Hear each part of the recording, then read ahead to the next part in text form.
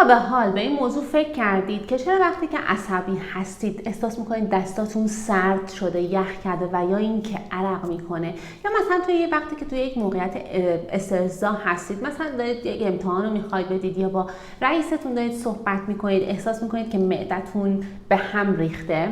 امروز قراره درباره این واکنش‌های طبیعی بدن و مغزمون صحبت کنیم که بهش میگن واکنش جنگ یا فرار و یا انجماد. پس تا آخر این ویدیو با من همراه باشید.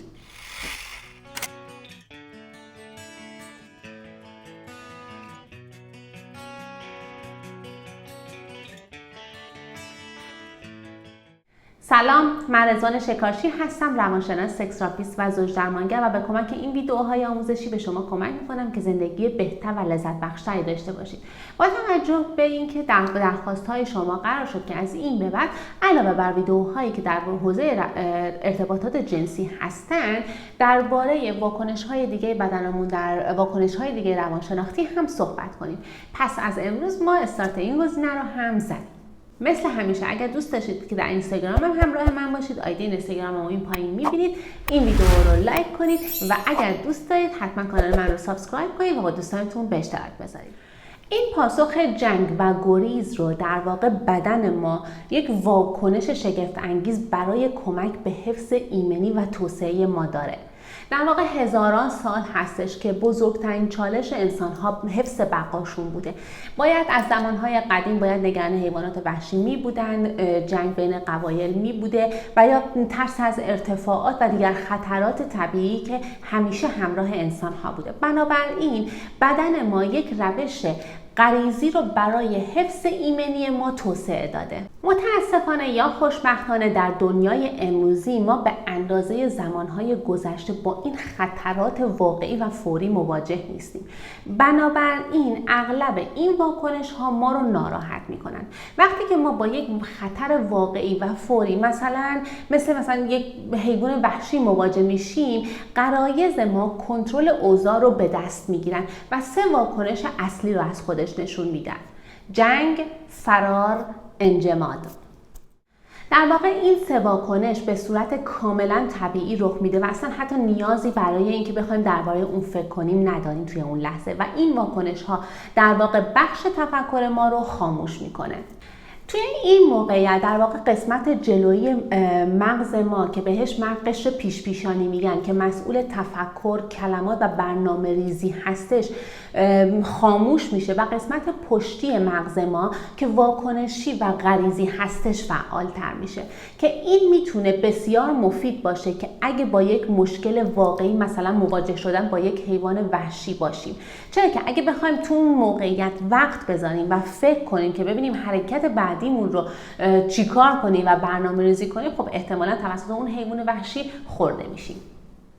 اما این واکنش و در واقع خاموش شدن قشر پیشانی ما همیشه هم مفید نیستش. چرا؟ اگر اینکه شما مثلا توی یک موقعیت برای انجام یک سخنرانی باشید، این مفید نیستش که قسمت جلویی مغز ما بخواد خاموش بشه، یا اگر اینکه بخواید مثلا از کسی یک درخواستی رو داشته باشید و ناگهان نتونید کلماتی رو که باید و مناسب باشه از دهانتون خارج کنید. اینجاست که این واکنش جنگ و فرار و یا انجماد میتونه اذیت کننده باشه. بدن ما کارهای دیگه‌ای هم برای حفظ ایمنی ما انجام میده. مثلا خون اضافی رو به عضلات بزرگ ما میفرسته که باعث میشه جریان خون در اندامهای ما مثل دستها و پاهامون کاهش پیدا کنه. به همین دلیله که عبارت مثلا پاهای سرد یا دستهای سرد، دستهای یخ وجود داره و بدن ما توی این موقعیت شروع به عرق کردن میکنه. بنابراین دستهای ما اغلب سرد و یا عرق کرده میشه یا سرد و چسبناک میشه توی این موقعیت ها. غدد آدرنالین فعال میشه و آدرنالین رو پمپاژ میکنه که این به ما انرژی لازم رو برای فرار کردن و یا مثلا دعوا کردن با یک نفر رو میده. اما این آدرنالین بدن ما رو به لرزه میندازه. توی این موقعیت دستگاه گوارش ما خاموش میشه، چرا که ما واقعا توی اون موقعیت خطرناک مثلا فرار از دست یک حیوان در واقع وحشی نیاز نداریم اون غذایی رو که خوردیم بخوایم ختمش کنیم. اما وقتی که دستگاه گوارش ما خاموش میشه میتونه مشکلاتی رو به وجود میاره، مثل کاهش اشتها، احساس سفتی توی معدمون، دهان خشک و یا حتی در برخی از افراد باعث اسهال یا بی اختیاریشون میشه. خب بدیهی هستش که اینها همه نتایجی هستش که ما واقعا نمیخوایم اونها رو داشته باشیم. واکنش جنگ و فرار و انجماد هم باعث سفت شدن عضلات ما میشن و برخی از حسها رو برای ما تشدید میکنه. مثلا ممکنه که بینایی ما باعث بشه که یک دید تونلی داشته باشیم، باعث میشه که تنفس ما کوتاه‌تر و سریعتر بشه، بنابراین سریعتر نفس میکشیم اما این تنفسی که داریم عمیق نیستش. ضربان قلب ما بالا میره و این واکنش جنگ، فرار و انجماد سیستم ایمنی ما رو هم به طور موقت خاموش میکنه. ولی خب این موضوع هم چیز خوبی میتونه باشه، چرا که ما توی اون موقعیت میخوایم تمام تلاش خودمون رو بکنیم که از اون موقعیت خطرناکی که در واقع هستش زنده خارج بشیم. اما مشکل کجا به وجود میاد؟ مشکل زمانی هستش که این واکنش جنگ، فرار و انجماد ما همیشگی باشه و سیستم ایمنی ما بیشتر زمانها و بیشتر وقتها خاموش باشه و به همین دلیل هستش که افرادی که هستن که همیشه تحت استرس هستن و اغلب بیمار هستن. اما در واکنش انجماد گاهی اوقات افراد چیزهای متفاوتی رو نسبت به واکنش جنگ و گریز در واقع تجربه میکنن. بیشتر اوقات توی این موقعیت افراد به نوعی بی‌حس میشن، پنهان میشن یا تسلیم میشن نسبت به اون موقعیتی که در اون وجود دارن یا اون شخص یا قدرت حاکمی که وجود دارن، معمولاً با اونها موافقت میکنن و کاری رو دیگه انجام نمیدن. همونطور که گفتم این واکنش ترس، جنگ، فرار و انجماد زمانی مفید هستش که ما با یک خطر واقعی در واقع وجود داشته باشه و با اون روبرو باشیم. برای مدت زمان کوتاهی میتونه مفید باشه. مشکل زمانی رخ میده که ما به طور مداوم این واکنش رو نسبت به موقعیت‌ها و یا خطراتی داریم که واقعی نیستن، بلکه فقط یک تهدیدات درک شده‌ای هستن. مثلا زمانی که میخوایم با یک فرد صحبت کنیم یا در یک موقعیت مثلا میخوایم سخنرانی بدیم یا وقتی که میخوایم یک امتحان بدیم، وقتی که ما به طور مداوم توی این چرخه جنگ، فرار و انجماد باشیم، بدن ما برای طولانی مدت میخواد همیشه هوشیار و یک وضعیت بالا قرار بگیره که این باعث خستگی، بیخوابی، تنش عضلانی، مشکلات گوارشی و بیماری‌های مکرر برای ماها میشه.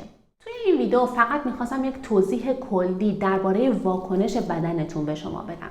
سعی میکنم توی ویدیوهای آینده به شما آموزش بدم که چطور بدن و ذهن خودتون رو به گونه‌ای تربیت کنید که وقتی که با تهدیدها مواجه میشید بتونید به شکل متفاوتی پاسخ بدید. در واقع اون اضطراب رو حل کنید و سیستم عصبی خودتون رو به سرعت به حالت آرامش بازگردونید. بهترین کاری که الان میتونید انجام بدید اینه که فقط شروع کنید که به واکنش‌های بدنی خودتون توجه کنید.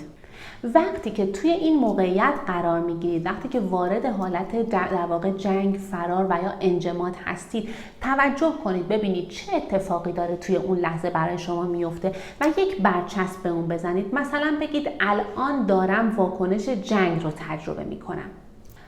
امیدوارم که این ویدیو هم مفید بوده باشه. ممنونم که تا آخر این ویدیو با من همراه بودید. اگر احساس میکنید که فرد دیگه هم به این آموزش نیاز داره، حتما این ویدیو رو با اون به اشتراک بذارید و در قسمت کامنت ها نظرات خودتون رو برای من بنویسید. ممنونم.